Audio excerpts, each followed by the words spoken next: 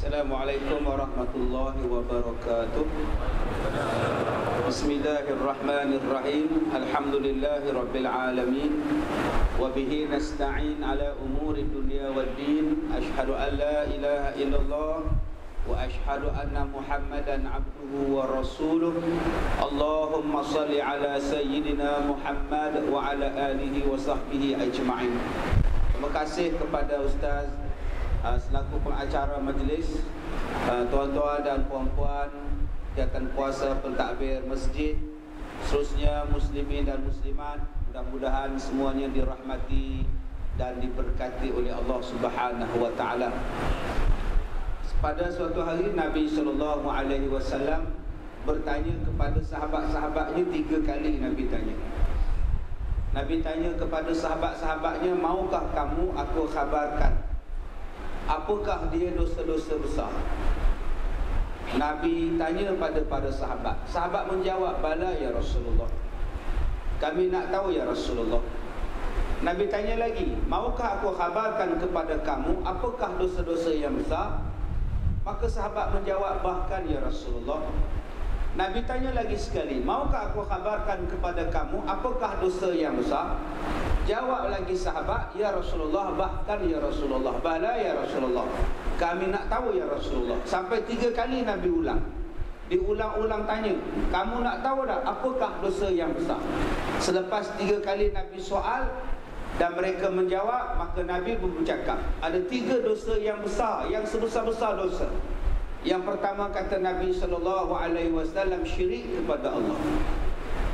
Yang keduanya ialah derhaka kepada ibu bapa. Dan yang ketiganya ialah qauluz zur, syahadatuz zur atau qauluz zur, menjadi saksi bohong atau bercakap bohong. Ada 3 benda ni dosa besar tu. Yang pertamanya ialah syirik kepada Allah, yang keduanya ialah lawan mak bapak, derhaka pada mak bapak, dan yang ketiganya menjadi saksi bohong atau bercakap bohong. Jadi kita ni kadang-kadang kita anggap cakap bohong ni tidak ada apa-apa. Sebenarnya cakap bohong ni dosa besar. Orang yang beriman pada Allah, orang yang Islam ni, dia tak cakap bohong. Dia akan sentiasa bercakap benar. Baik, kita lihat di sini bagaimana yang dikatakan syirik kepada Allah, yang jatuh kepada dosa paling besar. Yang pertama yang dikatakan syirik kepada Allah ialah menyamakan Allah Ta'ala itu sifatnya seperti sifat makhluk. Maka dia syirik kepada Allah, menyamakan sifat. Sifat makhluk ni apa? Pelupa. Sifat makhluk ni apa? Sifatnya ialah tidur, lemah, tak larat, tak mampu. Itu sifat makhluk. Kita anggap Allah macam itu, maka kita syirik pada Allah. Contohnya kita jumpa dengan seorang miskin, satu nenek, satu opah yang miskin. Kita datang ziarah dia sebenarnya hari raya Korban. Kita kata pada dia, opah sihat? Macam inilah opah, anak tak ada, suami dah mati. Habis tu opah makan apa? Apa yang orang kampung kasih makan, opah makan. Habis kalau dia orang tak kasih makan, opah puasalah. Susahnya opah ni. Tak minta tolong ketua kampung ke? Ketua kampung pun miskin juga, kita opah. Tak minta tolong wakil rakyat ke? Wakil rakyat ada juga tolong waktu pilihan raya lah. Habis pilihan raya, habislah dia, kata dia. Habis tu opah buat apa? Opah berdoa lah pada Allah, mintalah Allah bagi. Dah makbul lah permintaan Tuhan. Permintaan opah pada Tuhan dah makbul? Belum. Ialah tak katalah kepada Tuhan, dia mintanya ramai. Manalah Tuhan mampu bagi semua. Dah nampak. Dia sebut apa? Yang minta pada Tuhan tu ramai. Manalah Tuhan nak bagi semua. Seolah-olah Tuhan tu miskin, sedangkan Allah ni maha kaya. Seolah-olah dia kata, manalah Allah mampu nak bagi semua, manalah Allah nak dengar semua, ramai yang minta. Tuan-tuan, Allah Ta'ala maha mendengar, Allah Ta'ala maha kaya. Jangan anggap Allah Ta'ala tu macam makhluk. Bukan semua permintaan kita wajib Allah bagi.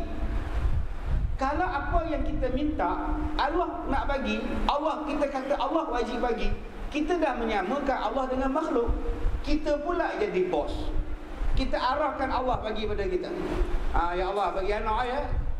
Sekarang siapa bos? Siapa Tuhan? Allah tu Tuhan. Dia nak bagi, dia tak bagi, itu ialah ihsan daripada Allah Ta'ala. Jangan anggap bila doa mesti dapat. Kadang-kadang yang tak dapat itu adalah yang terbaik pada kita. Dengan sebab kita miskin, dengan sebab kita fakir, boleh datang masjid. Rajin pakcik datang ke masjid. Ya pakcik, pakcik dia orang susah, duduk di rumah bukan ada makan. Duduk di masjid ada makan peri gitu. Sebab itu pakcik datang. Kalaulah dia kaya, mungkin dia tak datang ke masjid. Sibuk dia pergi Las Vegas. Sibuk tah dia pergi mana-mana, tak ada masa nak ke masjid. Maknanya orang miskin tu Allah sayang dekat dia lagi, ada kebaikan dia. Habis tu saya orang kaya pun bagus. Allah bagi kamu kaya supaya senang masuk syurga. Jumpa orang susah, sedekah. Jumpa masjid sedang dalam pembinaan, wakaf. Jumpa budak sekolah nak belajar, bagi duit. Jumpa orang miskin, derma. Lagi senang masuk syurga daripada orang susah. Orang susah nak derma susah, menunggu derma banyak. Jadi kepada kedudukan kita ini semuanya yang terbaik. Jangan anggap Allah itu bodoh. Siapa yang menganggap Allah itu bodoh, maka orang itu telah syirik pada Allah. Allah tidak bodoh. Allah itu maha bijaksana. Allah itu hakim. Allah itu alim. Jangan anggap Allah tidak tahu. Sebab itu ada banyak benda yang kadang-kadang kita bercakap, kita tak perasan benda itu salah. Kadang-kadang kita bercakap dalam lagu. Dalam lagu kita luahkan perasaan kita. Tidak ku minta lahir ke dunia, tidak ku minta cacat begini. Nampak tuan-tuan? Kenapa nak bertikaikan Allah bagi cacat? Bukankah orang cacat itu senang masuk syurga? Semayang tak payah, cacat. Dia tidak taklif. Akal tak cukup. Akal tak cukup, tak ada akal, maknanya dia tak ada taklif. Taklif dalam bahasa kita maknanya tidak ada tanggungjawab. Nak semayang apa akal tak ada, cacat? Bukankah dia ahli syurga? Dan di dalam syurga nanti tidak ada lagi cacat.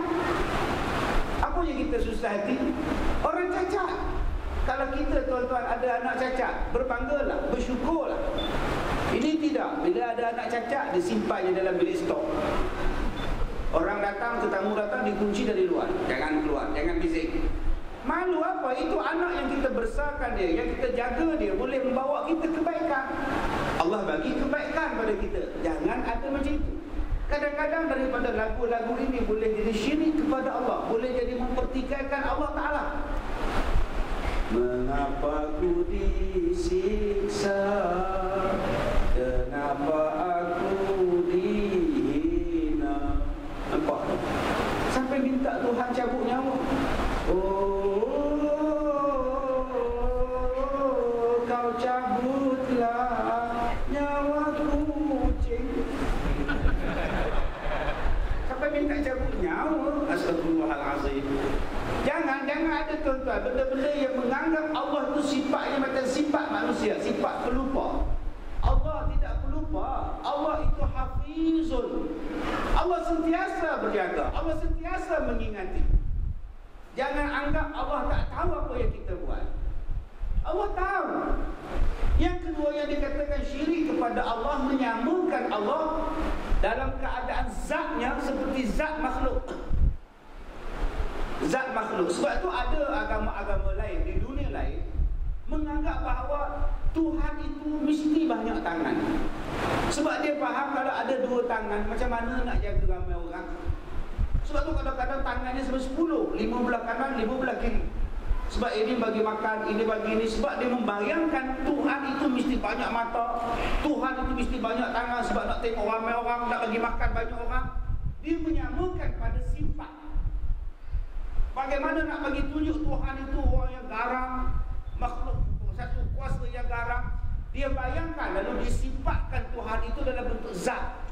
Maka dia kena buat matanya terbelia, misalnya melentir naik ke atas, perutnya korang, duduk tengok orang tepi jalan. Orang pun takut kata dia. Ini maknanya menyamakan pada zat. Tuhan bukan macam itu. Itu namanya syirik. Tuhan tidak boleh digambar-gambarkan, Tuhan tidak boleh dibentuk-bentukkan. Itu akidah kita orang Islam. Siapa yang bentukkan demikian jadi syirik. Begitu juga yang dikatakan syirik kepada Allah itu apa? Apabila mengatakan bahawa Allah ini ada orang lain yang membantunya di dalam penciptaan langit, dalam urusan sehari-harian, ada benda lain yang membantu Tuhan. Seolah-olah Tuhan itu lemah. Dalam penciptaan langit ini ada benda lain yang bantu. Sedangkan Allah kata inna fi khalqis samawati wal ardi wa ikhtilafil laili wan nahar. Penciptaan langit dan bumi, siang dan malam ini adalah kuasa Allah mutlak. Tidak ada siapa yang bagi campur tangan. Bumi mesti bulat. Tak ada siapa yang nasihat pada Tuhan. Langit mesti tinggi. Tidak ada. Yang Tuhan ciptakan itu adalah yang terbaik. Yang keempatnya ialah Tuhan itu tempat kita sembah.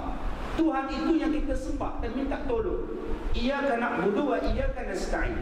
Kalau kita sembah selain daripada Allah atau minta tolong selain daripada Allah, itu juga syirik kepada Allah. Sembah Allah. Kita kadang-kadang sembah Allah, semayangnya Masya Allah hitam dari, Alhamdulillah bagus. Ada orang yang datang ke masjid, tiang masjid itu dah jadi macam dia punya wakaf.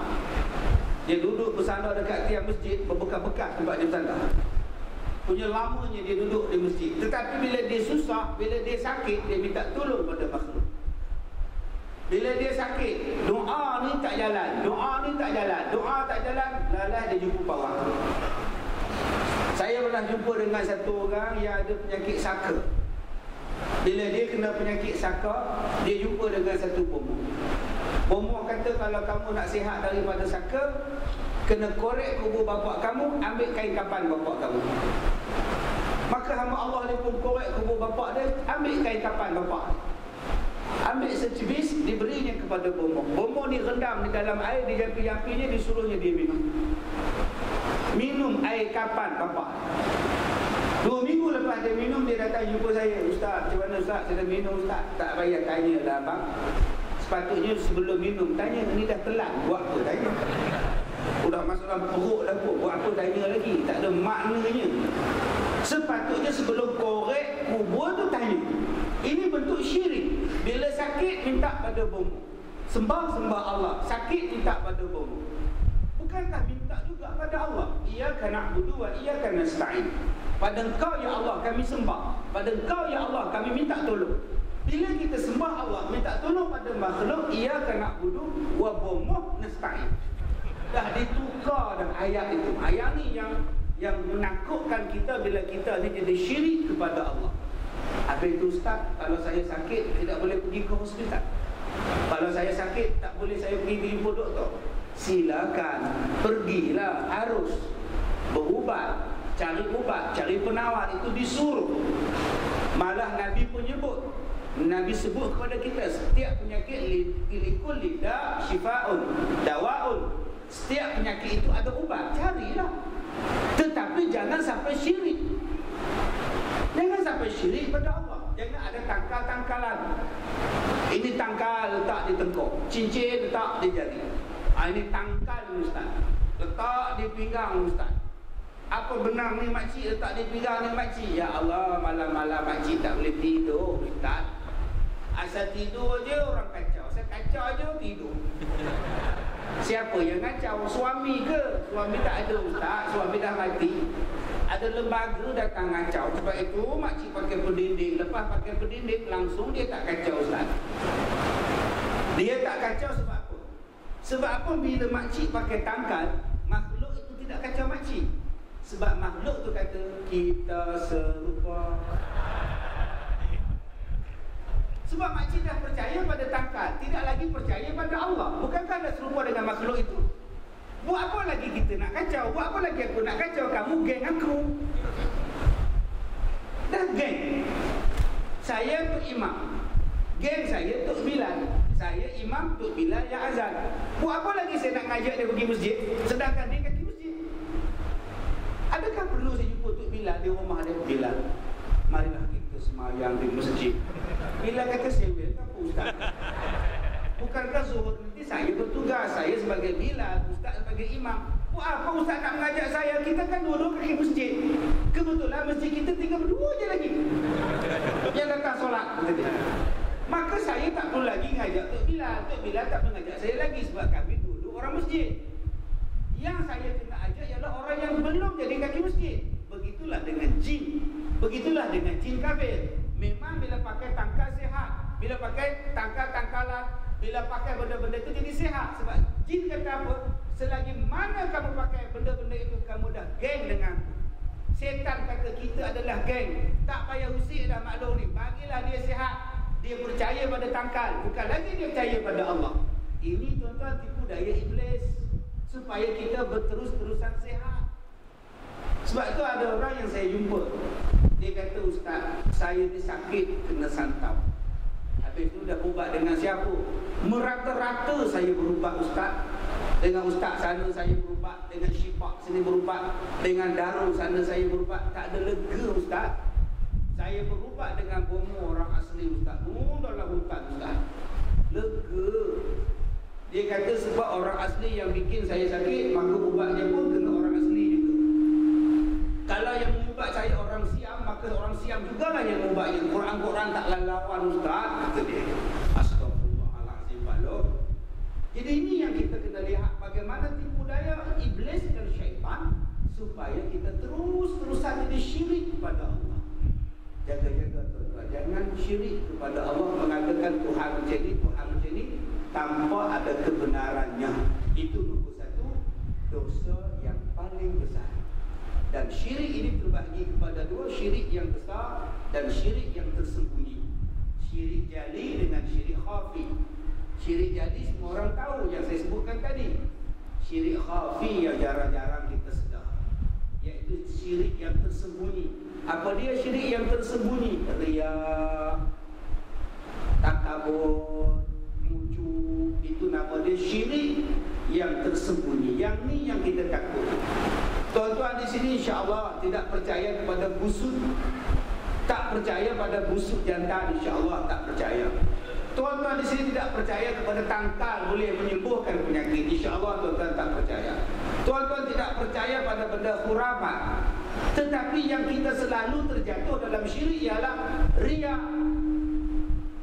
Riya ini yang menakutkan. Saya sebagai penceramah, saya takut saya syirik. Riya. Orang lain tak pandai ceramah, aku saja yang pandai ceramah. Nah, sudah jadi riya. Segala amalan tidak ada pahala. Saya jadi tu imam, baca Fatihah, baca ayat Quran, dalam hati sebut, nah, aku yang paling sedap. Imam lain tak sedap, semua gigi sudah habis, saya seorang yang paling sedap. Maka saya sudah jadi riak. Yang ni yang takut. Tok Bilal pun kadang-kadang riak. Nah, aku yang faham macam Mekah, orang lain faham macam Hon. Ini orang-orang yang riak, kita takut. Kita sebagai makmum riak. Aku yang paling bagus. Awal-awal datang masjid, duduk saf paling depan. Cuba tengok orang sana langsung tak pernah datang. Itu yang takut jadi riak. Sebab itu tuan-tuan jaga-jaga, jaga syirik pada Allah, syirik riak. Tengok baju paling cantik, aku paling segak sekali. Orang lain semua baju murah-murah. Tengok barang emas paling banyak, kejap-kejap angkat tangan, kejap-kejap angkat tangan. Dalam masjid angkat tangan, panasnya masjid ni kan. Semua orang tengok dia, bukan tengok tangan. Ini timbul masalah riak tuan-tuan. Sebab itu jangan riak. Bila orang puji, potong kepujian itu. Cantiknya kereta awak, Allah, kereta bank. 3 bulan tak bayar, pentari lah. Kan potong. Ni bila orang puji kereta, cantik gila kereta awak. Ikut I nak beli besar tau. Tapi lah kan, nampak tu riak. Cantiknya menantu awak, cantik-cantik pun kentut dia busuk juga. Ini bila orang puji menantu awak cantik, tengoklah siapa yang milih. Saya naik bukit, 7 bukit tau. Turun bukit, naik bukit, baru jumpa menantu saya tu. Adik-beradik puteri Gunung Ledang. Ini namanya riak. Tak payah riak. Bila orang puji potong ataupun sebut Masya Allah, Tabarakallah, Barakallah, jangan berdada begini, berdada je. Yang ni yang jatuh kepada dosa yang besar. Sebab apa yang jatuh dosa besar? Sebab kita tidak ada daya upaya. Kita tidak ada daya upaya. Semua yang kita ada ini ialah pemberian Tuhan. Sehinggalah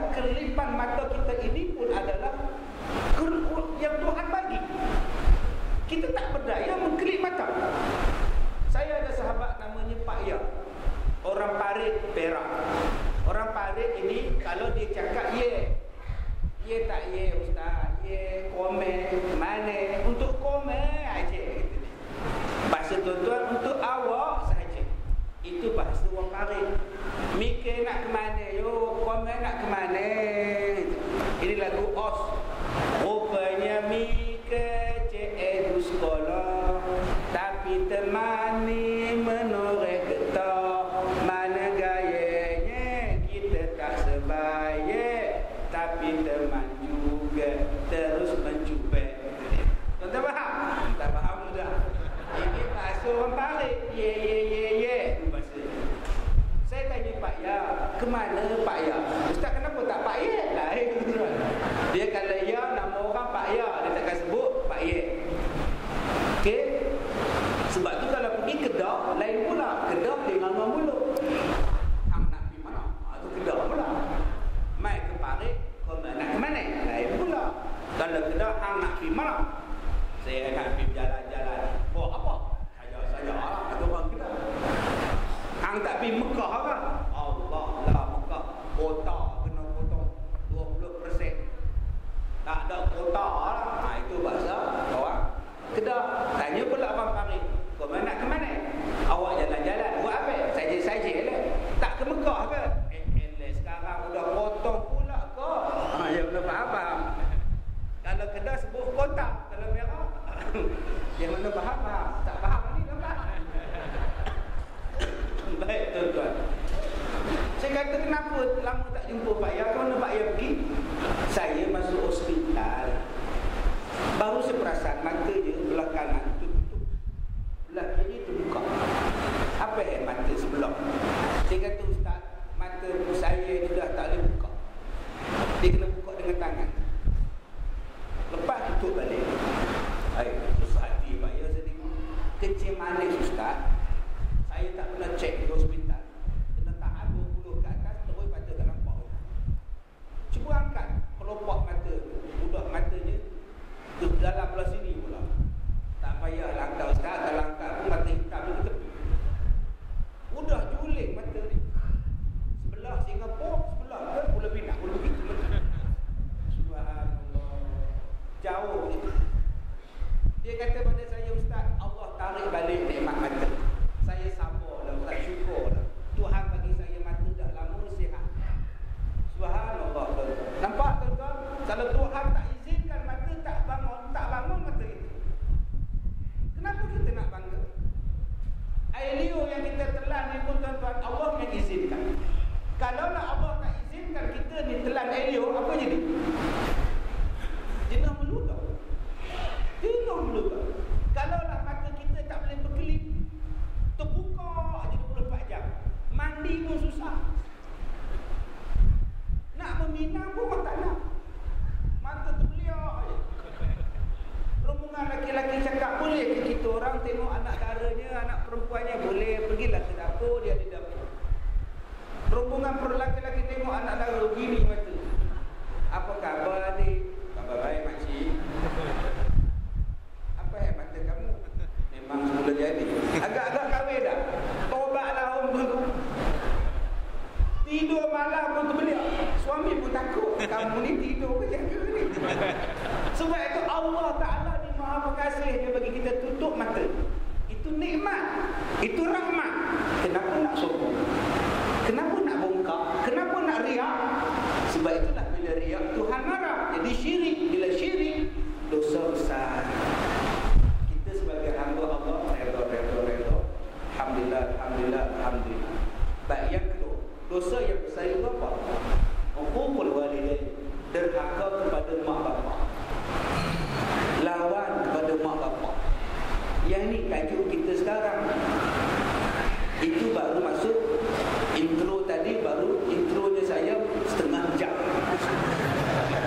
Permulaan mukadimahnya setengah jam, masuk isinya mau 4 jam. Selepas zuhur kita sambung lagi, lepas asar sambung lagi. Tajuk dah derhaka kat kita ni, tanggang kat kita ni. Adakah aku ni tanggang? Tuan-tuan yang dirahmati Allah, taat kepada mak bapak ni wajib selagi mana perintahnya tak bercanggah dengan syarak. Wajib. Yang ni yang banyak orang bantah mak. Sebab tu saya takut. Saya tak tahulah televisyen tuan-tuan di Singapura ni saya jarang tengok. Saya jarang tengok, saya jarang datang pun. Bukan saya duduk Singapura pun, jadi saya tak tahu televisyen tuan-tuan cerita apa. Saya duduk dekat hotel malam tengok wrestling. Dia tengok wrestling tak habis-habis. Saya tanya bila dia buat dengan berlawan. Cakap tak habis-habis. Nampak benar nipu. Kalau kita tumbuk seliang dekat lebam, dia pun tumbuk beliang-liang tak lebam. Nampak benar nipu je. Sebab tu saya tak minat wrestling. Oh, tak habis. Nak tengok cerita Hindustan pun sudah tahu kesudahannya hero menang. Buat apa lagi tuan-tuan tengok? Last kali hero mesti menang. Dan last kali Inspektor Sahab sampai. Nak tangkap orang jahat. Dia naik Land Rover tangkap. Inspektor Sahab bawa tongkat sendiri head, silver head, dia tangkap orang. Itu polis di India. Lah, sampai. Tuan-tuan, saya tengok drama-drama di Malaysia. Drama-drama ni bila mak larang, anak bantah. Bila bapak tegur, anak bantah. Saya takut. Sebab tu saya bercakap pada orang yang berkenaannya, tolonglah buat drama yang bila mak bercakap, anak taat. Bila bapak suruh, anak taat. Jangan buat drama bila mak bapak suruh, anak bantah. Bila mak bapak larang, anak tak ikut. Akhirnya dia mempengaruhi anak-anak. Sebab tu hari ini banyak orang berakal. Sebab televisyen mengajar, bila mak bantah, anak bantah. Mak siapa yang nak nasihat saya? Drama macam itu. Saya dah takut tuan-tuan. Mak yang nak kahwin saya, bukan mak tahu. Ini mana boleh ada dialog macam itu? Bukankah Allah kata dalam Quran, wala taqul lahuma uffin wala tanharhuma wa qul lahuma qawlan karima? Mana boleh tuan-tuan, bila dah drama, bila dah filem buat macam itu, dia akan mempengaruhi anak-anak. Anak-anak derhaka pada mak bapak sebab dia tengok cikgunya dalam televisyen. Ini yang kita jadi susah daripada zaman dulu. Anak-anak ditunjukkan lawan mak bapak. Daripada cerita Seri Mersing. Cerita Seri Mersing, Seri lawan dengan Pak Mala. Pak Mala kata, Seri, aku tidak suka kau berkawan dengan Dama. Aku suka kau berkawan dengan Awang Sulung. Seri tak nak. Seri lari ke bawah lantai, pergi cari Abang Dama. Abang Dama, bawalah Seri lari daripada Mersing ini. Seri tak suka kawan dengan Awang Sulung. Ini cerita Seri Mersing dulu. Seri, kau dengarlah cakap Papa. Nampak tu Dama boleh aman. Aku ini orang numpang Seri. Bodoh dia kejutnya dia mahu jun Awang Sulung. Subhanallah, ni cerita datang cerita Hindustan Bobby. Tahun 73 Bobby dimple kepala dia dengan Rishi Kapoor. Bapak Rishi prank kata apa? Jangan kahwin, bapak tak suka. Yang prank nak bapak dimple pula kata jangan kahwin, bapak tak suka. Nehi kebinih. Tak nak tuan-tuan. Dalam cerita Bobby lari ikut tingkap, turun dengan selimut. Boyfriend dia tunggu dengan scramble, bawa lari. Semua orang anak-anak muda hari ni, bapak bantah, mak tak kasih kahwin dengan laki-laki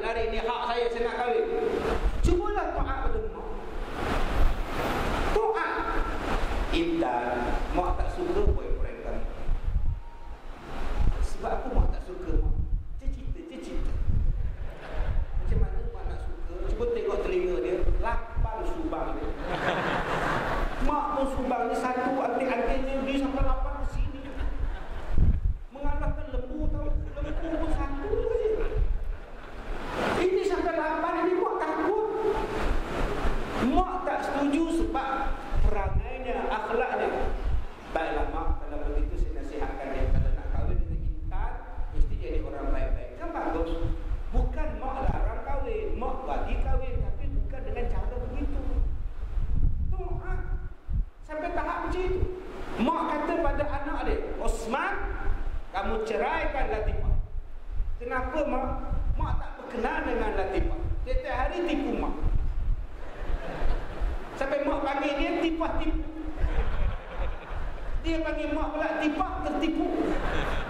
Dua-dua menantu dengan betul nama tipah kedua dia. Subhanallah. Kalaulah mak suruh ceraikan, anak kena ceraikan. Sampai taatnya begitu, tuan-tuan. Sampai tahap begitu ketaatan kita kepada mak bapak selagi mana tak bercanggah dengan syarak. Tapi kalau mak cakap, kamu kahwin nanti buka tudung kamu, kamu kahwin nanti buka tudung kamu, mak tak suka pakai tudung-tudung. Buka tudung, terus kahwin nanti kamu pakai kemban saja, mak suka. Ketinggalan zaman betul lah kamu ni old fashion, kamu pakai tudung tahu. Nanti kamu pergi dekat butik busana pengantin, minta yang pakai ini. Mak kan haram mak. Haram tak haram, sekali aja. Ini hari-hari kamu tahu. Astagfirullahaladzim. Ya ini jangan buat. Saya tak boleh taat dengan mak. Ini mak kamu, mak yang melahirkan kamu tahu. Betul mak melahirkan saya, tapi Allah yang menjadikan mak dengan saya. Allah larang buat macam ni mak. Siapa cakap? Ustaz Kazim cakap. Dia pun kahwin pun dia pakai macam itu. Mana mak tahu? Takkan saya berkahwin pakai kembar, nampak benar nipunya. Oh tuan, yang ini yang kita kata taat pada mak, jangan jadi tanggang. Jangan jadi tanggang, jangan bawa motor laju din. Mak tengok kamu pergi naik lebuh raya di Malaysia laju gila. Ingat, pokok-pokok dengan laju pesan mak. Jadi tuan-tuan yang nak naik lebuh raya dekat Malaysia, bawa pelan-pelan. Walaupun motornya 1500cc, bawanya 220 je. Kenapa lambat sangat dia? Ibu saya pesan bawa pelan-pelan. Jangan derhaka pada mak. Tuan-tuan, apa kebaikan taat pada mak? Kebaikan taat kepada mak ni ada 7 yang disebutkan oleh Nabi SAW dalam hadis-hadis baginda. Yang pertamanya, orang yang taat kepada mak bapak dia mendapat keredaan daripada Allah Subhanahu wa taala. Nombor 1, Allah redha. Sebab Nabi kata redallah fil redal wali. Keredaan Allah bila letaknya pada keredaan mak bapak. Abang-abang kahwin kerana Allah, ikut cakap mak bapak, Allah turunkan redha pada perkahwinan itu. Cuba abang-abang tengok, kenapa rumah tangga saya tak bahagia? Kenapa saya tak bahagia? Cuba tanya, masa kahwin mak redha ataupun tidak? Saya pernah tengok satu orang yang tak bahagia lepas kahwin. Sebab mak tak redha. Orang Singapura. Namanya Sabaria. Berkahwin dengan Kasim Selamat, ahli muzik. Mak tak redha, mak tak redha. Alah, tuan-tuan. Nah, apa jadi sekarang Kasim Selamat sudah buta. Nasib baik combi nak dekat dia. Itu P. Ramlee buat tahun 63. Bagaimana P. Ramlee buat lawan mak bapak. Kesannya apa kepada Sabaria? Tak bahagia. Kesannya apa kepada Kasim Selamat? Tak bahagia. Ustaz, itu filem lah Ustaz. Ya, filem itu diambil daripada kehidupan manusia. Itu yang banyak berlaku. Sebab apa? Sebab tak bahagia. Kadang-kadang rumah tangga itu tak berantakan. Yang berantakan ialah ekonomi. Kerana kahwin tanpa redha mak bapak, ekonomi rumah tangganya tak aman. Duit sentiasa tidak cukup. Duit sentiasa tidak cukup. Isteri bekerja, suami bekerja. Kenapa tidak cukup? Sebab berkat dia hilang. Nombor 2, apa kebaikan apabila kita ini baik kepada mak bapak? Kebaikannya ialah akan dikurniakan anak-anak yang bersih, yang suci, yang cerdik, yang seronok orang tengok. Yang seronok orang tengok. Tuan-tuan, cuba tengok anak-anak kita. Suka ataupun tak suka tengok. Ada anak-anak kecil yang kita tengok, Masya Allah, geramnya macam baby new man. Geramnya, pipinya nak tumbuh, geram. Tengok jarinya pun, tengok lengannya pun, ya Allah, macam ubi, ya Allah, geram. Bila dia besar 5 tahun, 6 tahun, dengan bersihnya, dengan tak ada hingusnya, dengan tak ada kudisnya, dengan baiknya, dengan sopan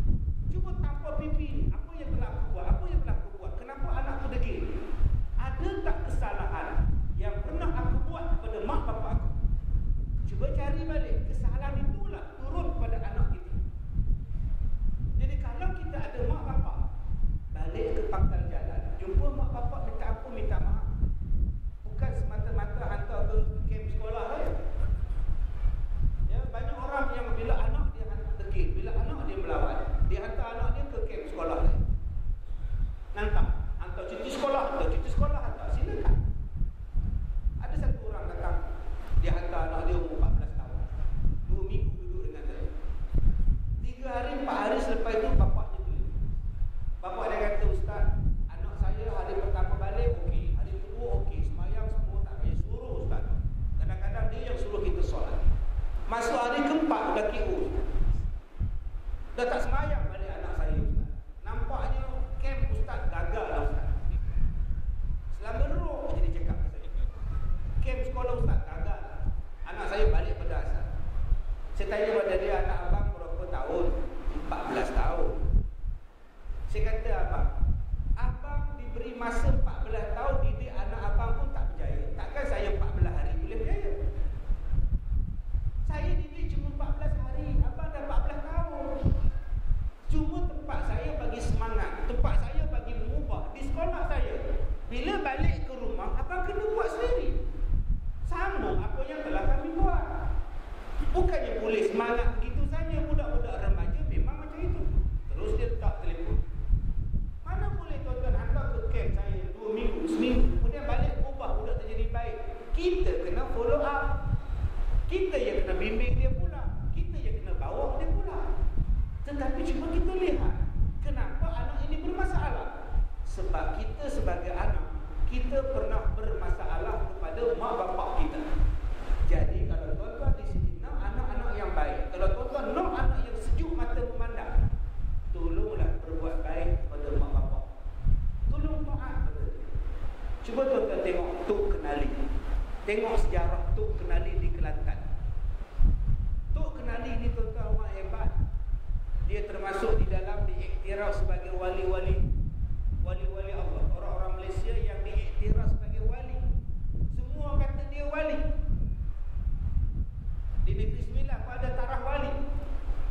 Dia di Kelantan. Negeri Sembilan, kalau tuan-tuan tengok cerita haji, cerita Hang Tuah. Cerita Hang Tuah, dia jadi sultan Melaka. Nama dia Haji Mahdi. Kan Haji Mahdi itu jadi sultan.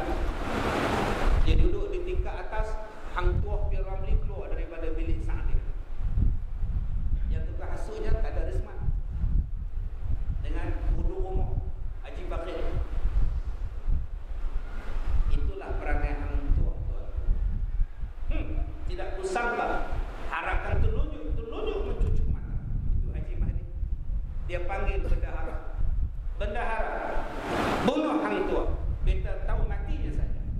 Ampun tuanku. Dalam bunuh. Itu namanya Haji Mahdi. Bapaknya tuan-tuan ulama besar di Negeri Sembilan. Bapaknya diiktiraf sebagai salah seorang wali-wali Tuhan di Malaysia.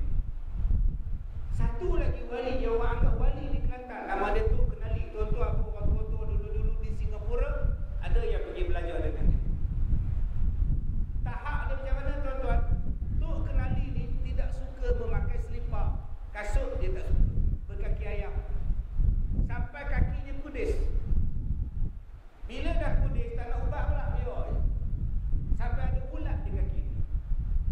Bila nak solat, ulat tu dia letak keluar. Kemudian dia solat. Habis solat, dia ambil ulat tu, dia masukkan balik. Anak murid dia tanya, tuan, kenapa buat macam ni tuan? Dia jawab, ulat tu nak makan. Subhanallah. Itu wali tinggal. Dia habis-habis mengajar, dia dengar orang bising.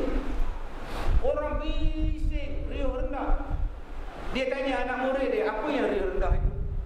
Anak murid dia jawab, itu orang laga lembu, laga kerbau. Pertandingan laga lembu masih. Kata Tok Kenali, aku ingatkan ada rumah orang yang terbakar. Riuh sangat.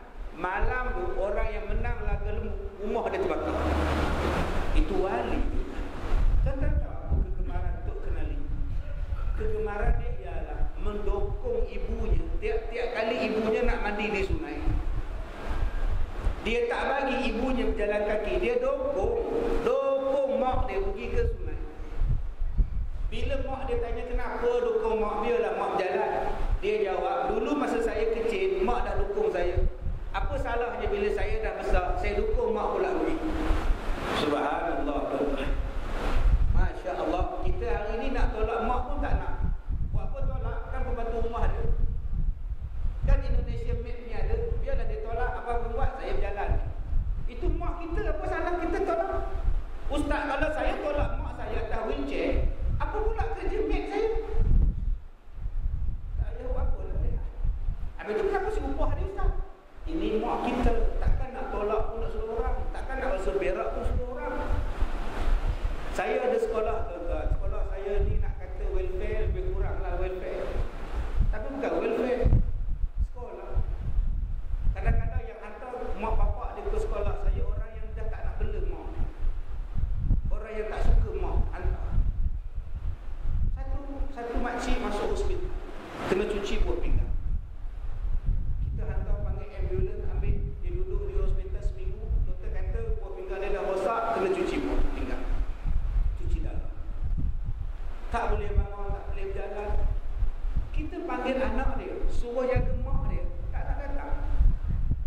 alasan kenderaan tak ada.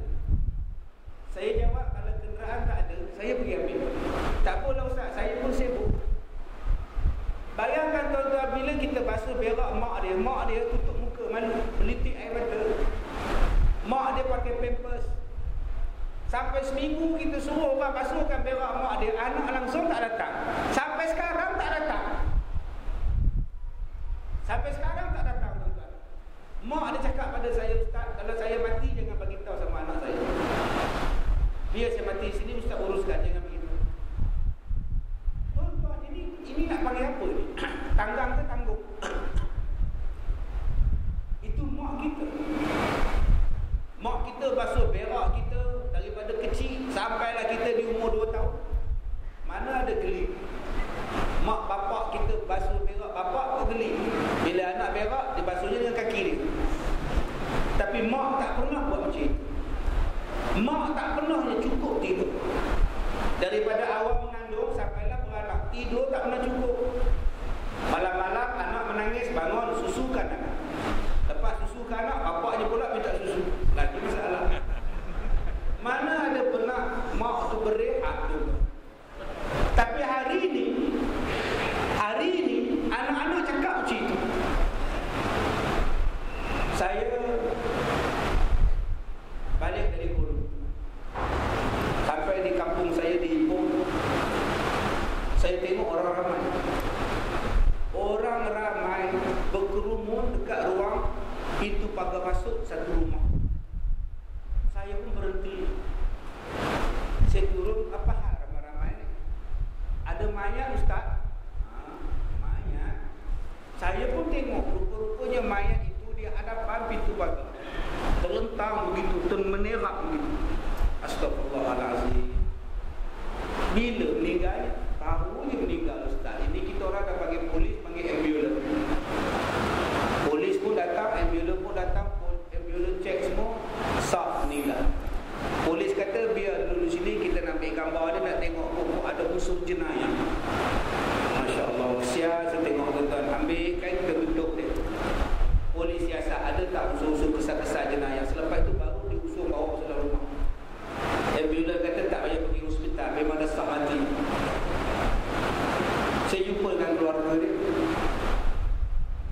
Bila datang waktu dia kata baru semalam datang. Baru malam tadi datang. Tak meninggal besok. Jadi saya dengar abang dia cakap, ayah dah meninggal. Datang dah tengok. Yang di telefon itu boleh jawab. Orang baru je hantar. Letih pun balik. Belum habis lagi. Dah nak kena patah balik. Ayah kamu meninggal, dia boleh cakap, kita baru saja hantar. Baru je sampai kat rumah. Dah nak kena patah balik ke sana. Letih pun belum hilang. Saya kata gila ke apa? Ayahnya mati, datang dah tengok. Astagfirullahaladzim. Dia boleh cakap, saya baru je sampai ke rumah, baru hantar ayah. Dah nak patah balik, letih pun belum hilang. Masya Allah. Itu mati itu tu. Pun boleh cakap, letih pun belum hilang. Mana ada mak cakap pada anak dia, letih aku, tak tahu anak mana ada. Dengan bangganya orang mengandung tunjuk ke orang, mengandung tadi. Ada pernah orang mengandung tutup macam malu? Tak ada. Dia bangga. Tapi anak boleh cakap macam itu. Bila dah jadi macam itu, jangan harap anak-anak kita akan jadi baik. Bila kita lawan mak bapak kita, bantah mak bapak kita, jangan harap anak-anak kita jadi anak pandai, anak soleh, anak soleha. Sebab itu saya katakan tadi, kalau anak kita melawan kita, kalau anak kita bantah kita, cuba kita siasat diri kita. Adakah kita ini pernah lawan mak bapak kita? Kalau ada, itulah kesannya pada anak-anak kita. Yang ketiga, kebaikan taat kepada mak dan bapak ini apa? Menambahkan umur, memanjangkan umur. Panjang umur bukan maknanya 100 tahun. Panjang umur bukan makna 200 tahun. Imam Nawawi pendek umur dia. Imam Nawawi umurnya pendek, 30-an dah mati. Tetapi ilmunya, ajarannya sampai sekarang masih lagi dia dapat pahala. Itulah maknanya panjang umur. Orang yang sudah mati tapi pahala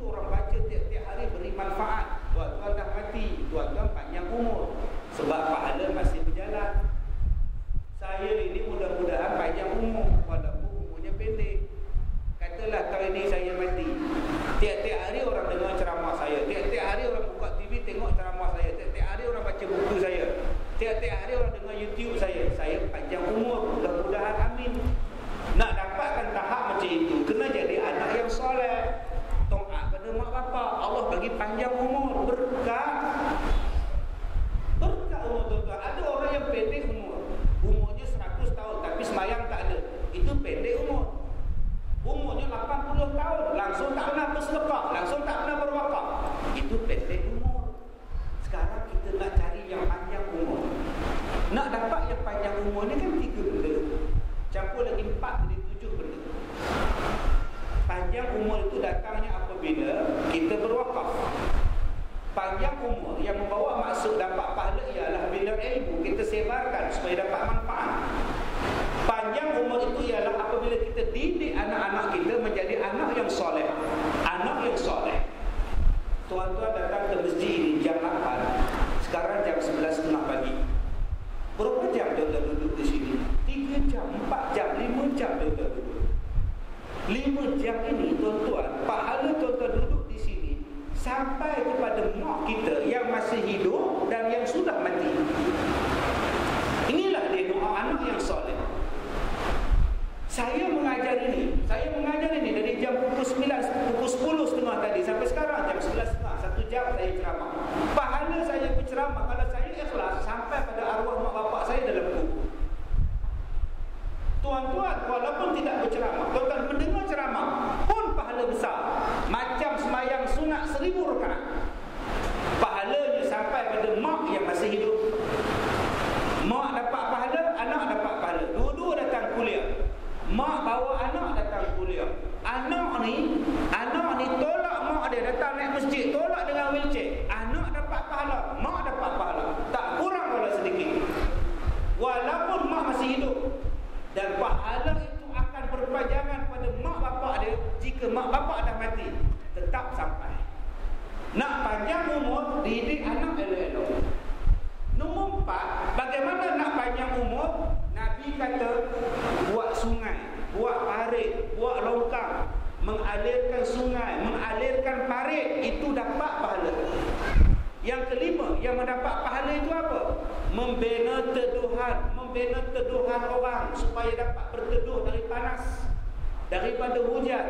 Buat pondok menunggu bas, buat pondok untuk orang duduk beristirahat, dapat pahala berpanjangan. Yang keenam yang dikatakan dapat pahala yang berpanjangan itu apa? Menanam pokok. Saya datang ke Singapura, saya tengok pokok ni, Masya Allah, dipelihara begitu baik sekali. Ada sudah beranak lagi sini.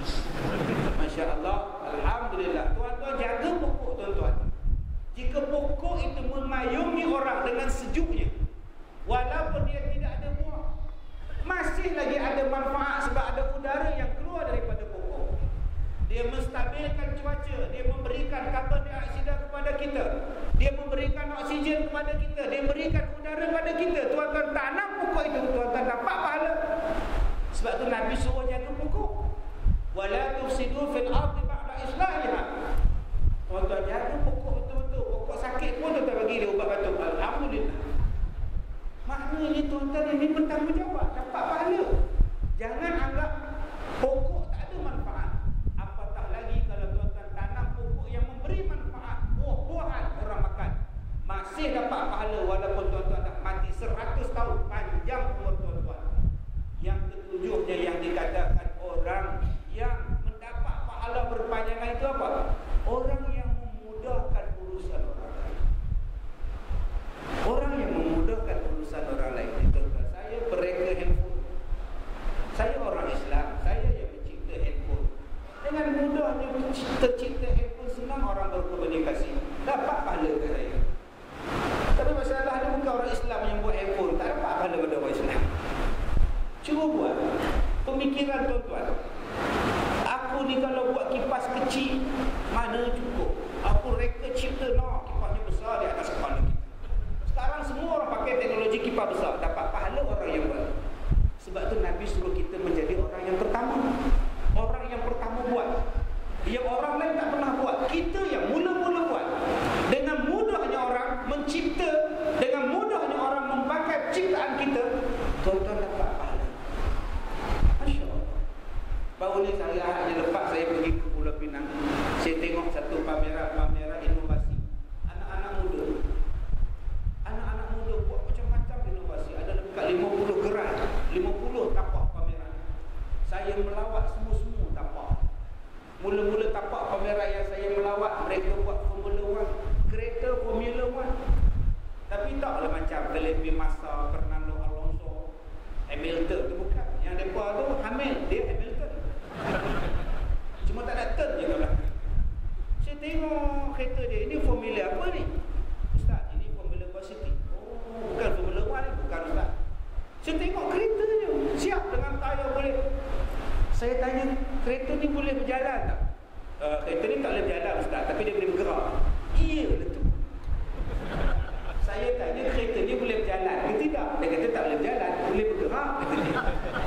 Saya ni orang kampung, bergerak tu maknanya berjalan. Berjalan tu maknanya bergerak. Dia orang pekan semua. Dia kata kalau Ustaz nak cuba, naik. Tak payahlah saya. Tuan-tuan, dia boleh cipta, budak-budak dia cipta reka. Reka cipta laju. Sebelum saya pergi Pulau Pinang, di Lebuh Raya, di highway, sebelum terowong Kuala Kangsar, saya tengok ada orang naik parachute yang ada motor di belakang enjin. Dia ikut kereta saya di bawah, dia di atas. Sudah tengok kok cermin tengok, Masya Allah. Seronoknya tuan-tuan. Tak ada jam. Saya kata kalau lah aku dapat semua, aku dapat satu pergi ceramah senang. Jam tak ada, betul tak kena. Masya Allah, masalah hujan macam mana buat? Subhanallah tuan-tuan. Tuan-tuan reka lah cerita senang sudah tak ceramah. Tak payah naik kereta, tak payah nak jam lagi. Tak payah. Kalau saya beli sebuah lah payah terjunnya ada enjin motor di belakang senang. Landing tepi padang ya, caranya tak tiba ya. Senang tuan-tuan. Jadilah orang yang mereka. Saya jumpa dengan satu anak muda. Saya kata dia apa benda ni? Apa menantang ni saya tanya dia. Ustaz ni bukan menantang Ustaz. Tahu apa benda apa? Dia kata ini adalah pembuka pintu automatik. Tak perlu menggunakan kuasa angin, tak perlu menggunakan kuasa elektrik. Dia semata-mata gunakan kuasa angin dia Ustaz. Dia pun tunjuk praktikal pada saya. Pintu terbuka sendiri, pintu tertutup sendiri, tak payah kena elektrik. Masya Allah. Ini insya-Allah kita nak pasarkan benda ni Ustaz. Bagi orang jimat elektrik. Dekat 40 gerai saya berjalan tuan-tuan. Mengalahkan yang berhormat saya. Asal saya pergi gerai Ustaz, ambil gambar Ustaz, saya pun gini. Saya bangga anak-anak kita, anak-anak muda kita boleh mencipta, boleh buat satu benda yang sangat hebat. Kalaulah benda itu bermanfaat tuan-tuan, pahalanya berbanyak. Sebab itu tuan-tuan, tolong buat. Di masjid ini tidak ada kuliah doa. Datang tu imam kata kita wujudkan kuliah doa untuk muslimat, muslimin yang tidak ada kerja, yang dah pencet daripada duduk di rumah datang belajar. Dialah orang yang mula-mula buat, dia dapat pahala. Semayang Jumaat kita, semua orang datang semayang Jumaat, tapi semua diam. Ada yang tidur, dapat tiang dia tidur. Maka tu imam kata, daripada tidur baik kita buat kuliah Jumaat. Dia yang mula-mula buat kuliah Jumaat, dia dapat pahala.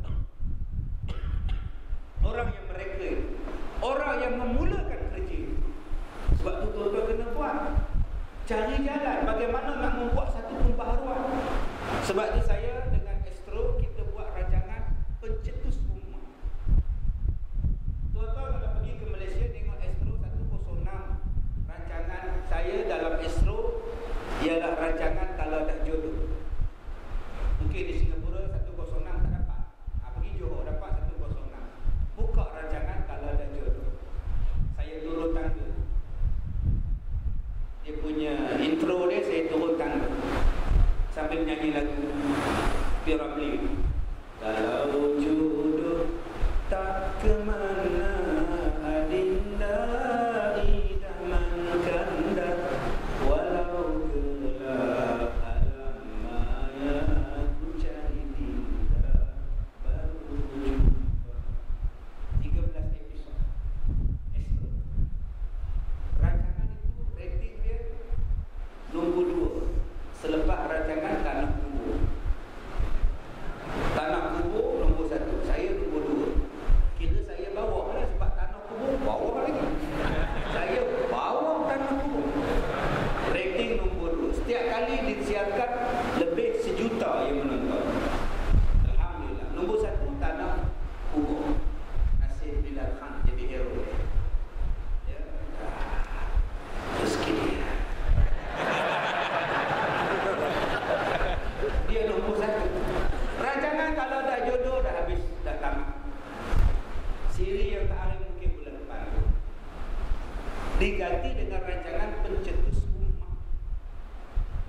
Pencetus ummah dia apa? Dia bukan imam muda. Konsep pencetus ummah ialah turun ke masyarakat, gemparkan masyarakat. Buat satu benda yang orang tak pernah buat, biar masyarakat berubah. Itu konsep dia. Turun ke masyarakat, buat ceramah, biar jam jalan. Itu pencetus ummah. Apa hal ni jalan jam? Apa hal ni menurut kahwin ke? Tak, ceramah. Ini tidak. Bila ceramah je, apa hal sunyi je? Ceramah. Biar buat ceramah itu melahirkan satu masyarakat yang orang tak pernah buat. Dan bila kita buat orang tiru, itu namanya pencetus ummah. Nabi suruh buat macam itu. Buat macam ini. Benda yang orang tak buat, buat. Dan biar orang tiru selepas itu. Kalau kita semua pegang macam ini, tuan-tuan, Masya Allah, tolong kita. Sebab tu di sekolah saya buat pencetus ummah. Budak-budak mesti belajar Mandarin, budak-budak mesti belajar Tamil, budak-budak sekolah mesti belajar bahasa Inggeris, bahasa Melayu, bahasa Arab. Orang lain tak buat, kita buat. Orang lain tak pernah ada silibus Tamil Mandarin, kita masukkan budak-budak tahfiz semua belajar Mandarin Tamil. Yang tak boleh Mandarin saya, anak-anak murid boleh Mandarin. Dia orang kalau nak cakap, dia cakap Mandarin sama-sama dia orang, sebab saya tak faham. Subhanallah. Tak apa, saya tak faham, tak apa. Jadi dia faham. Lagi 10 tahun kita lahirkan 100 pendakwah yang boleh 5 bahasa. Kan bagus. Itu namanya pencetus. Buat satu benda yang orang tak buat. Yang mana benda itu tidak berdosa. Silakan. Silakan tuan-tuan. Apa masalah? Kita sekarang teknologi banyak. Kita sekarang teknologi banyak. Gunakan teknologi ini buat satu benda. Tuan-tuan boleh buat khutbah Jumaat siaran langsung daripada masjid kita. Tapi ibu-ibu yang tak sembahyang di rumah boleh dapat siaran secara langsung khutbah Jumaat daripada handphone dia orang, daripada radio dia orang. Ada frekuensi untuk dia orang. Ibu-ibu tak sembahyang solat, tak sembahyang Jumaat di masjid, tapi boleh dengar khutbah di rumah. Kenapa buat? Supaya mereka senang. Ini konsep dia, tuan-tuan. Konsep ini yang Nabi suruh kita buat. Jadi orang yang mereka, jadi orang yang mencipta. 7 sifat ini kalau siapa-siapa buat, dia jadi orang yang umur panjang. Yang keempat, kebaikan kita, taat kepada mak bapak kita apa? Kebaikan kita ialah makhluk-makhluk di langit, di bumi, semuanya mendoakan untuk kita. Malaikat doa untuk kita, binatang doa untuk kita, tumbuh-tumbuhan doa kepada anak-anak yang taat pada mak bapak. Bila kita nak tidur, malaikat jaga kita. Bila kita berjalan, bergerak ke mana-mana, malaikat jaga kita. Sebab malaikat suka kepada anak-anak yang taat. Bayangkan kalau kita derhaka, jadi tanggap. Burung melaknat, ikan di dalam kolam melaknat, manusia melaknat, malaikat melaknat, pohon-pohonan melaknat, bumi pun melaknat. Cuma kita tidak mendengar. Pokok itu bercakap, cuma kita tidak mendengar. Bumi ini pun berzikir, kita tidak mendengar. Bulan bintang pun berzikir, cuma kita tidak mendengar. Malaikat pun berzikir, cuma kita tidak mendengar. Pasir-pasir yang kita pijak itu pun dia berzikir, cuma kita tak dengar. Mungkin kita mendengar pasir ris saja yang berzikir.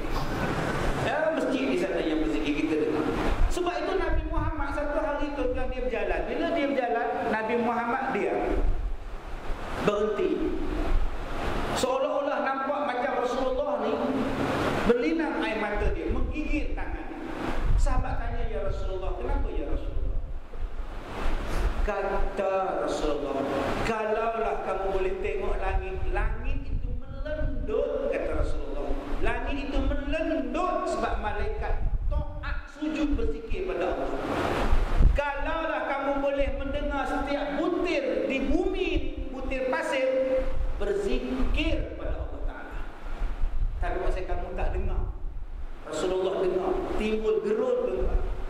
Bayangkan pasir-pasir ini berzikir, minta ampun pada Allah, supaya orang yang taat pada mak bapak dia diampunkan oleh Allah Ta'ala. Untungnya tuan-tuan, malaikat minta ampun pada Allah. Ampunkanlah dosa si Fulan, ampunkanlah dosa dia ya Allah. Dia anak yang taat. Orang macam ini sentiasa didoakan dengan kebaikan. Sebab itu tuan-tuan, sabarlah dengan mak. Mak tuan-tuan mulut popek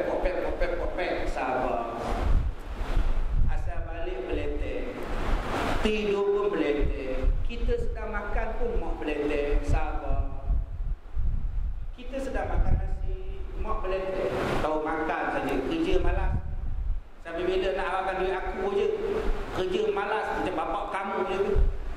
Sabar, makan je, letaklah. Kita kena rawat je. Jangan bila mak beletih kamu ni sampai bila nak macam ni. Tak nak kahwin-kahwin. Mak ni habis kahwin. Terus belah. Sabar. Kadang-kadang mak kita ni orang tua, beza-bezakan menantu, beza-bezakan anak. Itu biasa. Sabar. Mak ni sikit-sikit abang long, sikit-sikit abang long. Saya ni pun ada mak ada mak. Mak langsung seolah-olah tak anggap saya ni macam anak mak. Saya ni siapa mak? Tak payah cakap macam itu. Lantak je. Biar itu mak. Apa yang mak buat betul lah mak. Jangan ambil hati. Mak ni asal susah dah tahu mak saya. Bila sihat dah tahu mak abang long. Bila duit tak ada dah tahu mak saya. Mak ingat saya ni alok mak. Jangan cakap macam itu. Tolong mak. Kadang-kadang tuan-tuan kita kecil hati dengan mak sebab asal sakit datang rumah kita. Ayah asal sakit datang rumah kita. Dan abang-abang pula tak nak datang rumah kita sebab mak kita ada. Akak-akak kita pun tak nak bela mak kita. Kalau saya tuan-tuan, biar mak saya duduk dengan saya. Bersyukur pada Allah. Mak datang demam. Seminggu duduk rumah saya, alhamdulillah. Selepas seminggu demam, saya kata mak tak payah nak pergi mana-mana. Mak duduklah sini, duduk dengan saya. Alhamdulillah. Kan suruh nak duduk dengan mak. Tengok muka mak dapat pahala. Tak nak pahala tengok muka mak. Apa pasal akak-akak abang-abang nak telefon adik-beradik yang lain. Acik, datanglah ambil mak pula. Belalah, kau jagalah pula. Aku dah jaga seminggu dah. Apa laku je, kau buat apa? Dengar ceramah saya je. Apa pasal tuan-tuan nak telefon adik-beradik lain suruh bela mak? Tak payah. Itu mak kita. Biarlah kita bela. Dan kita pula kalau adik nak bela, kita pula tak nak bela, pergi rumah adik.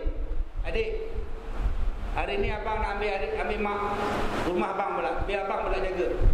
Asyik kau je dapat pahala. Abang pun nak pahala juga. Agak-agak ada cakap macam tu. Asyik kau je dapat pahala. Abang tak dapat pahala. Mana Haji?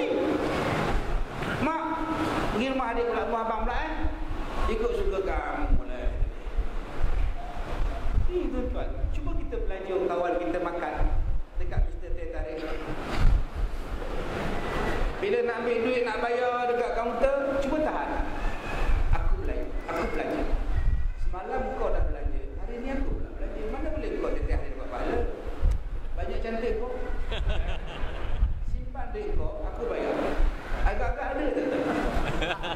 Yang banyaknya, tak apa aku bayar. Kau nak bayar apa? Tak apa aku bayar. Yang aku banyak. Lemah lambok. Cuba kita berbuat pahala. Mak duduk dengan kita, untung apa? Tengok muka dia pahala. Pagi-pagi kejut mak subuh. Mak, aku dah sembahyang dah. Kau yang belum sembahyang. Aku pukul 6 dah solat subuh dah. Kamu 6.30 pun kejut. Tengok dia pahala, suap dia lagi pahala. Cuba tuan faham. Nabi kata 3 benda ni tengok saja pahala. Kaabah, mak, bapak, Quran. Tengok saja pahala. Bayangkan kalau ziarah Kaabah. Bayangkan kalau kita tawaf pada Kaabah, berapa banyak pahala kita. Yang kedua, mak, bapak. Tengok saja pahala. Bayangkan kalau cium mak, mandikan mak, tukar lampin pada mak, ubatkan mak bapak kita, ubatkan sakit ayah kita, berapa banyak pahala. Yang ketiga, Quran. Tengok saja pun pahala. Kalau baca, kalau hafaz, kalau hafal Quran, kalau mengamalkan Quran, lagi banyak tuan-tuan. Sekarang mak di rumah kita, tuan-tuan tak payah mengadu pada jiran-jiran. Tak payah mengadu. Siti, aku ni kadang-kadang sedih juga dengan perangai adik-beradik aku. Mak ada di rumahku, seorang pun tak datang ziarah. Apa sibuk sangat ke dia orang? Berapa banyak kita yang mengadu. Konon-konon kita yang bela mak kita teruk-teruk. Abang long aku tiap-tiap hari kerjanya alung mutik duit. Tapi tak pernah kirim duit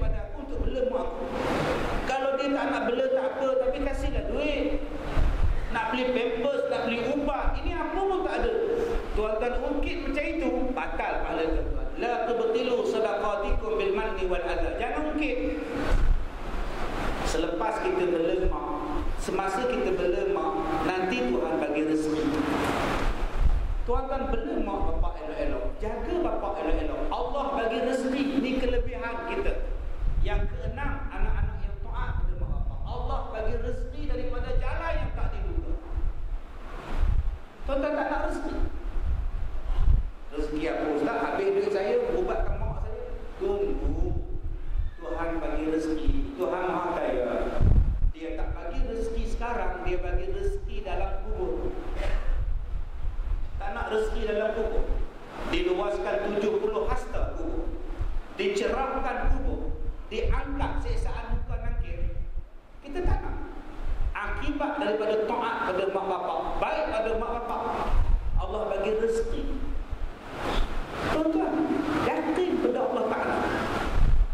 Jangan bagi kecil hati mak bapak, jangan bagi sedih mak bapak. Biarpun kadang-kadang perkataan mak bapak tu sedih, dia suka double standard dengan kita. Mentang-mentanglah kita kerja gaji murah, dia layan tak layan kita. Dia layan abang kita. Abang kita gaji mahal. Biarkan. Jangan ambil hati. Biarkan. Isteri kita mengadu abang. Mak abang tu sikit-sikit lebihkan Pak Long. Sikit-sikit lebihkan Abang Long. Dengan saya ni nak tak nak je cakap. Biarkan. Jangan ambil hati dengan mak. Apa yang mak buat tu betul. Biarkan. Asal dia bahagia. Kita tetap balik rumah mak. Kita tetap ziarah mak. Kita tetap buat baik pada dia. Sebab yang balas kita bukan mak, yang balas Allah. Cuba macam itu. Cuba cakap macam itu. Jangan cakap ini. Abang pun terasa juga. Nanti raya korban, abang tak nak balik rumah mak. Biar. Kita raya kat Bandung. Ya Allah. Bandung tu bila-bila masa boleh pergi. Bali tu bila-bila masa boleh pergi. Tetapi kalau ibu pergi, kalau mak pergi, bapak pergi, ayah pergi, buat selama-lamanya, takkan jumpa dah di mana-mana. Takkan jumpa dah. Tuan-tuan kalau tak nak pergi ke Taj Mahal, tuan-tuan boleh pergi ke Terengganu. Di Terengganu ada replika. Ada replika Taj Mahal, ada replika Masjid Biru. Pergilah. Kalau tak nak pergi ke Terengganu, tuan-tuan boleh pergi Hong Kong. Di Hong Kong tu semua tempat ada. Permit pun ada di situ. Tema besar Cina pun ada di Hong Kong. Pergi satu tempat, seluruh dunia boleh pusing. Kita boleh cari di situ. Tuan-tuan tak payah pergi ke Jerman, pergi Johor boleh main Legoland. Tuan-tuan tak perlu lagi pergi ke Hong Kong. Tuan-tuan boleh pergi ke US.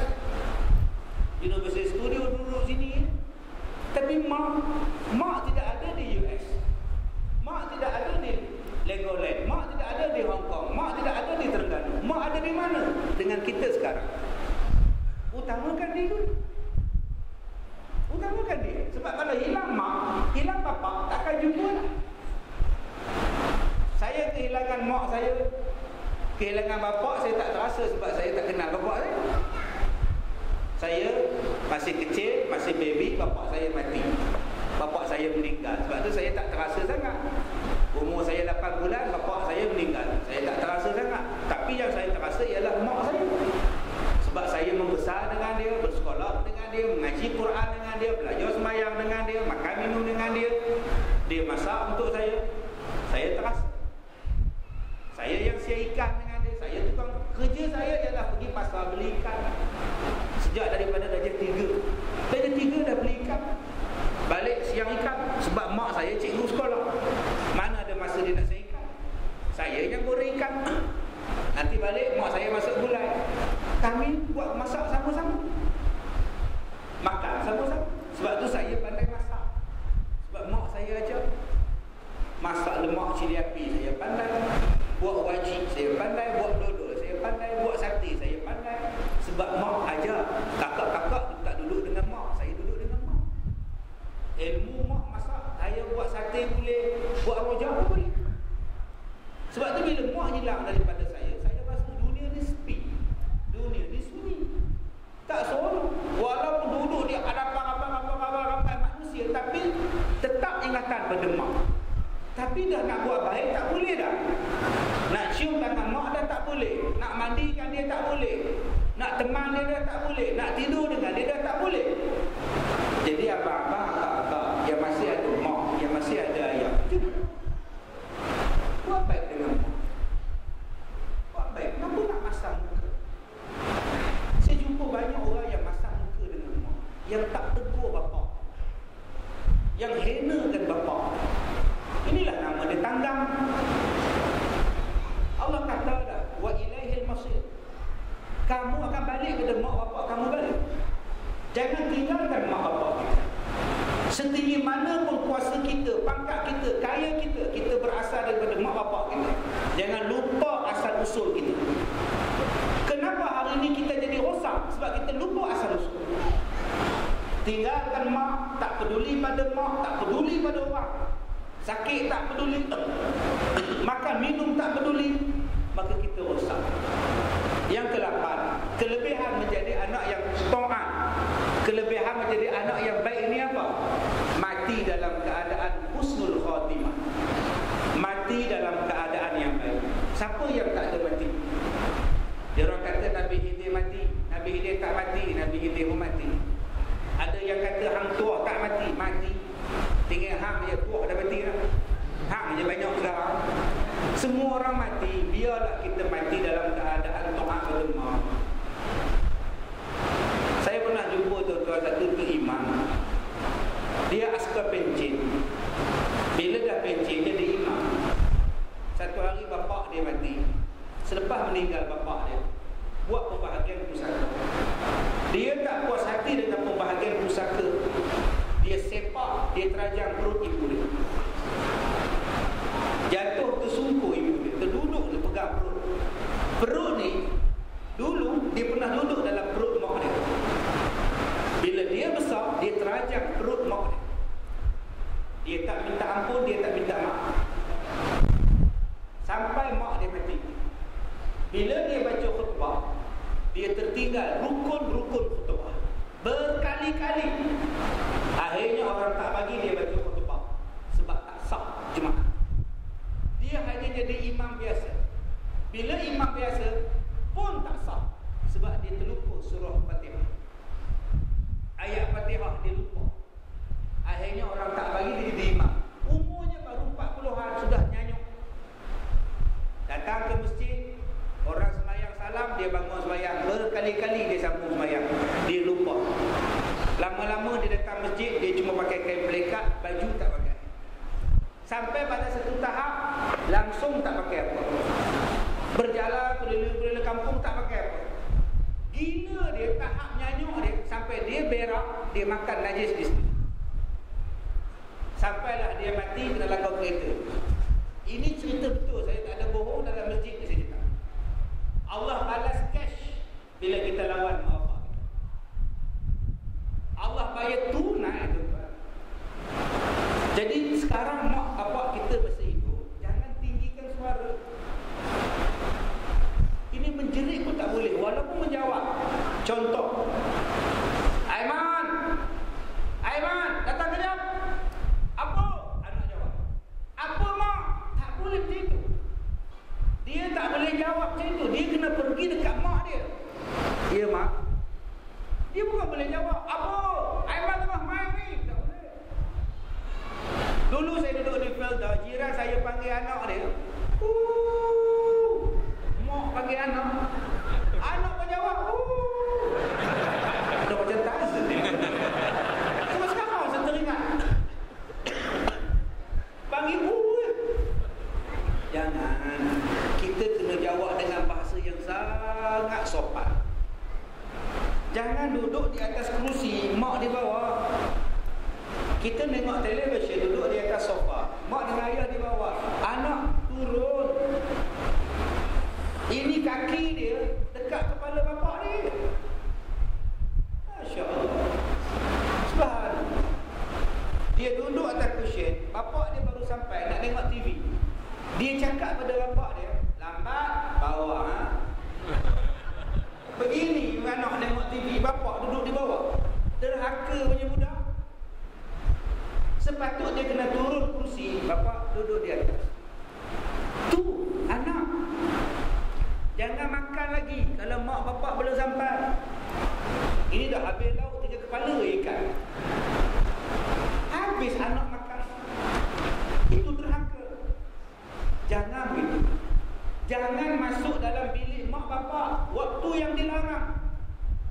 Selepas subuh, waktu tengah hari, selepas Aisyah, nak masuk kena ketuk pintu bagi salam, baru boleh masuk. Jangan tidur di atas pembaringan mak, atas tilam mak, jangan tidur. Ini adab bagi seorang anak. Jangan potong cakap mak bapak sehinggalah dia habis bercakap. Ini mak cakap, anak dah potong. Mak Siti, mak nak cakap sikit ni. Nak cakap apa? Tak habis-habis cakap. Derhaka budak ni. Banyaknya tuan-tuan anak-anak derhaka. Tak boleh potong cakap. Itu pun ada suara penuh-penuh daripada mak ni. Tak boleh terbeliakkan mata dekat mak. Tak boleh memanggil mak dengan nama. Dengan nama pun tak boleh. Mak kita namanya ialah Latifah. Anak tak boleh panggil, oi Latifah. Tak boleh. Bapaknya nama Aiman, anak tak boleh panggil Aiman. Tuan-tuan dia duduk di Singapura, banyak saya dengar anak-anak panggil mak bapak dia I-U-U-I. You nak mana? Dia tanya bapak. Tak boleh anak panggil mak dengan bapak dia you. Panggil mak, panggil ibu, panggil ayah. Walaupun kita ni orang mana sekalipun, Mak Saleh ke, Minah Saleh ke, kena panggil bapak, kena panggil mak. Tolong start pada hari ni jangan panggil you, jangan bahasadikan diri I. Panggilkan mak dengan mak, ayah. Ustaz kalau panggil dek, insya-Allah mati besok. Ustaz kalau panggil papa, Ustaz miskin lah orang tu. Kena panggil papa, papa. Kena 40 kali miskin papa kedana dia. Panggil ayah tu salah. Panggil yang baik-baik. Jangan panggil you, jangan. Jangan panggil awak, jangan. Itu derhaka tu tuan. Cara panggil lah. Rasulullah tuan-tuan tidak ada mak. Mak dia mati selepas beberapa tahun. Rasulullah cuma ada mak susuan. Itu pun Rasulullah manja dengan mak susuan. Rasulullah dah tua, mak susu Rasulullah pun tua. Bila jumpa Rasulullah tidur atas ribut mak dia. Manja je tuan-tuan, hormat. Sebab itu jangan buat mak yang mak tak suka. Jangan pakai barang tanpa keperluan izin, minta izin mak bapak. Mesti minta permission dulu. Ini adalah ciri-ciri anak yang baik, ciri-ciri anak yang taat. Dan yang terakhir tuan-tuan, mak kita sekarang dah tua. Mak saya bila saya dapat anak nombor 2, mak saya datang jumpa saya. Dia kata, anak ni biarlah mak bela. Kamu tu sibuk mengajar sana, mengajar sini. Buat anak tahu, bela anak tak tahu. Seminggu bersalin tak mengajar, 3 hari beranak isteri tak mengajar. Yang nombor ni yang kecil ni biarlah mak bela. Lagipun mak seorang, sunyi. Saya kata mak tak payah lah mak. Mak bela kami 9 adik-beradik. Basuh berak kami tak berhenti-berhenti selama beberapa tahun. Suap pada kami nasi tak berhenti-berhenti selama beberapa tahun. Basuh kain kami selama beberapa tahun. Bukan ada mesin basuh dulu-dulu, semua basuh tangan. Mak jaga kami sampailah kami besar. Takkan mak dah tua, mak kena jaga anak kami pula. Mak rehat, mak semayang, mak baca Quran, mak buat ibadah. Saya tak nak bagi mak saya susah. Daripada muda mak sampai dia tua, tak habis-habis dia nak cucu ni apa kan? Sampai bila mak kita nak qada semayang, tak habis-habis qada? Mak kita banyak puasa tak qada ni. Sibuk bela cucu. Bagi mak rehat. Mak rehat. Mak pergilah masjid semayang. Kalau mak rajin, mak pergilah sekolah Ustaz kat sini. Duduklah pondok sana belajar. Semayang malam-malam. Buat ibadat mak. Yang anak ni biar kami bela. Habis tu kamu tu sibuk, tak apa lemak, nanti saya cari lagi seorang untuk temankan isteri saya pula. Ya betul, faham tak faham? Tuan-tuan, bagi mak rehat. Bagi mak rehat. Mak kita dah tua. Bagi dia seronok. Orang tua mana makan banyak-banyak? Kenapa tak nak berlemak? Mana ada orang tua makan 10 pinggan? Melainkan yang belah tu raya. Berpinggan-pinggan, berkawah-kawah nasi dia makan. Bukan pinggan. Mak kita mana nak pergi dah tuan-tuan? Dah tua 70, 60, dia takkan pergi dah nak melancong ke mana. Naik tangga tu pun berhenti 10 kali. Dia cuma nak pergi masjid, dia nak pergi belajar, dia nak semayang, dia nak baca Quran. Sebab tu orang tua-tua tasbih di tangan. Tasbih di tangan. Yasin ingat di mulut. Al-Mulk ingat di mulut. Waqiah ingat di mulut. Tak payah baca dengan teks di mulut. Sebab itulah amalan mereka. Bukannya susah. Ingat, kita ada mak.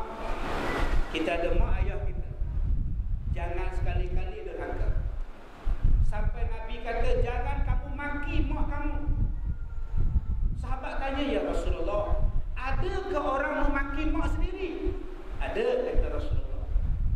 Macam mana kita maki mak kita? Bila tuan-tuan maki mak orang, orang itu maki mak tuan-tuan pula. Dosanya macam maki mak sendiri. Kita bertengkar dengan dia. Bapak kamu ni lalu, mak kamu pun lalu. Memang keturunan lalu lah kamu. Dia pun cakap pada kita, mak kamu Samsung, bapak kamu pun Samsung. Samsung. Dia hina mak kita, berpunca kita hina mak bapak dia. Kita berdosa.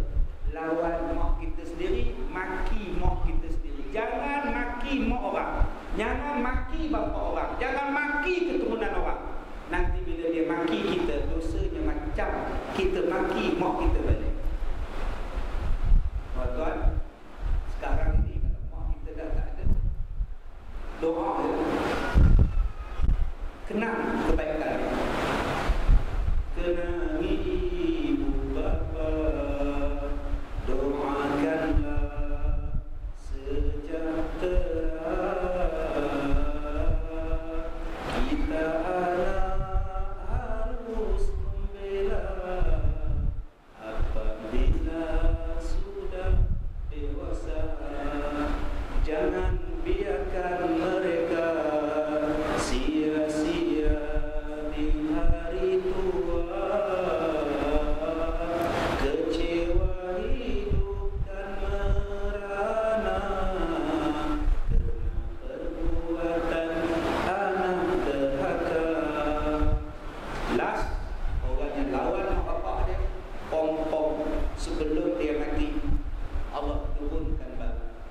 Dua dosa sebelum mati Allah balas. Pertama, dosa lawan mak bapak, dan kedua, dosa berzina. Dua ni tuan-tuan, Tuhan balas sebelum kita mati.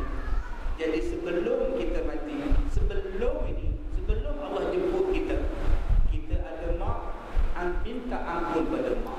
Kita ada bapak, minta ampun pada bapak. Jangan sampai mereka mati baru dah minta ampun, masa itu tak guna. Yang kedua, berzina. Kalau kita pernah berzina, kalau kita pernah buat jahat, minta ampun pada Allah. Jangan tak minta ampun. Kita takut tuan-tuan, mati kita nak sebut kalimah Allah pun tak boleh. Nak mengucap apatah lagi. Cuba tuan-tuan tengok. Kita sebut handphone. Handphone. Bibir kita bergerak dulu. Kita sebut nama orang, Kazim, bergerak dulu. Maimunah lagi banyak bergerak. Tapi satu perkataan yang bila kita sebut, tak payah bergerak bibir, lidah saja bergerak. Perkataan itu ialah La ilaha illallah. Mana ada bibir bergerak? Bibir tak bergerak. Yang bergeraknya tuan-tuan sakit duduk tu. Allah. Mana ada bergerak bibir? Lidah je main. Allah. Senang tak? Cuma mengucap sakit.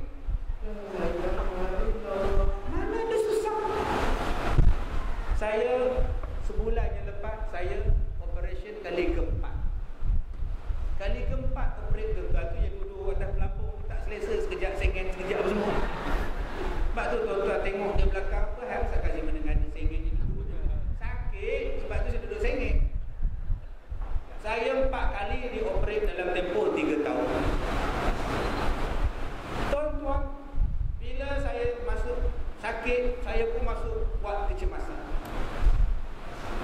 Bila masuk, HA datang, MA datang, nurse datang.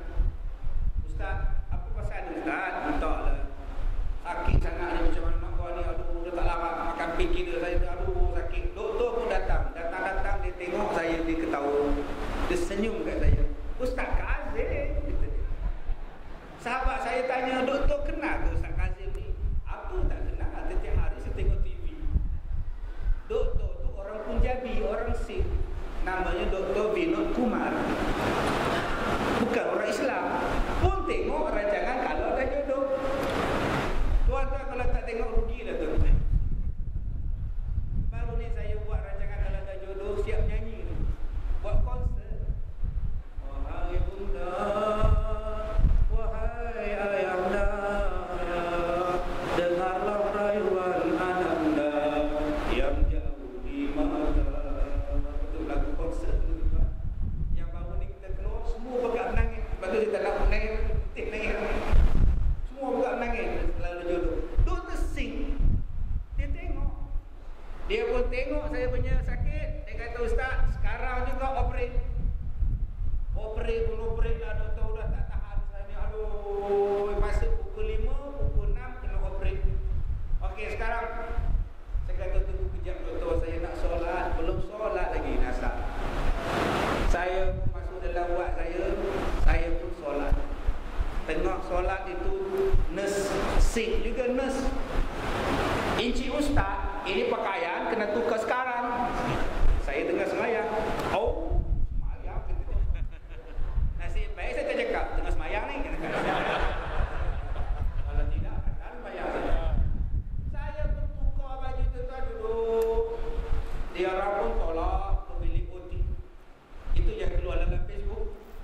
Cuma saya tak buat macam ni je kan. Bila duduk dalam bilik OT, datang nurse Cina, nurse perempuan, Dr. Amon. Encik Ustaz. Ya. Encik Ustaz sudah berapa kali operate Encik Ustaz? 4 kali. Banyak kali Ustaz ni. Dah sakit pun selalu. Okey, saya nak tanya, Encik Ustaz nak bius penuh ke separuh? Kalau separuh, sakit tak? Tak sakit. Tapi kita sedar tak? Sedar. Kita nampak tak apa doktor buat? Nampak. Jadi, tak payahlah doktor. Dia penuh lah. Kalau saya nampak kan, Ustaz hati kan? Okey. Encik Ustaz ada apa-apa alergi? Tak ada. Makan apa pun tak apa. Jantung semua tak ada ya. Jantung ada. Cuma tak sakit. Yalah. Kalau jantung tak ada, matilah saya. Saya pun dimasuk dalam bilik OT kali keempat. Dah tahu dah prosedur dia apa. Duduk situ, tangan lepur jadi, tangan lepur macam ni. Semua nurse datang. Nurse Cina tu pun datang lagi sekali doktornya. Kita beri suntikan bius. Nanti kita duduk sini. Dalam kiraan 6, Encik Ustaz sudah tak sedar. Masa itu saya pun dah suntik. Nurse pun pakai duduk kumun, doktor duduk kumun dah. Dia letak di sini. Tak sempat 3 tu, tuan dah lena. Masa itu apa saya sebut? Dah tahu dah hari ni tak sedar, tak mati ke hidup aku ni. Serah pada Allah. Masa itu tuan tak sebut apa? Tuan tak nak sebut apa? Layan tuan. Ada tuan-tuan sebut nama isteri tuan-tuan? Ada sebut nama suami? Abang Bidin. Tak ada. Yang tuan-tuan sebut ialah La ilaha illallah. Mana susah? Mana susah? Sebab itulah Rasulullah ajar kita, kalau nak mati, sebelum mati, sebut La ilaha illallah.